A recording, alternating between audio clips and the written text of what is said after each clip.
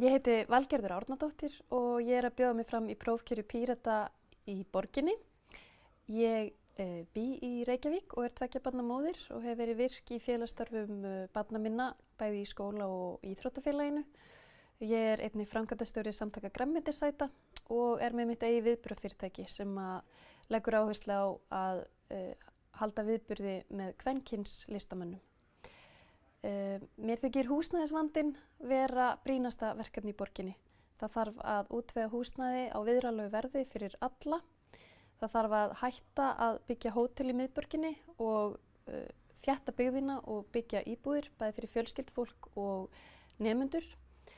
Og það líka ástæða fyrir því, húsnæðisvandinn líka ástæða fyrir því að fólk í greiðsluvanda og þetta mikilvægur liður í því að útrýma fátækt í Reykjavík.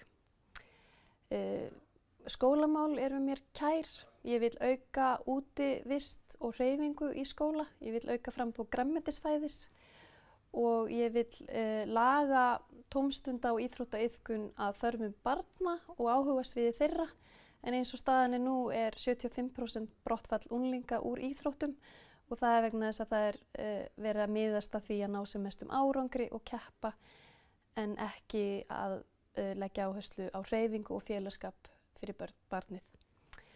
40% borgarbúa eru gæludýraeigendur og stór hluti þeirra eru hundaeigendur sem borga gjöld til borgarinnar fyrir að eiga hund en það ekki verið að mæta þörfum þeirra og þjónustu og ég vil auka hundasvæði í hverfum borgarinnar og gera þau aðgengileg og skemmtileg fyrir hunda og eigendur þeirra.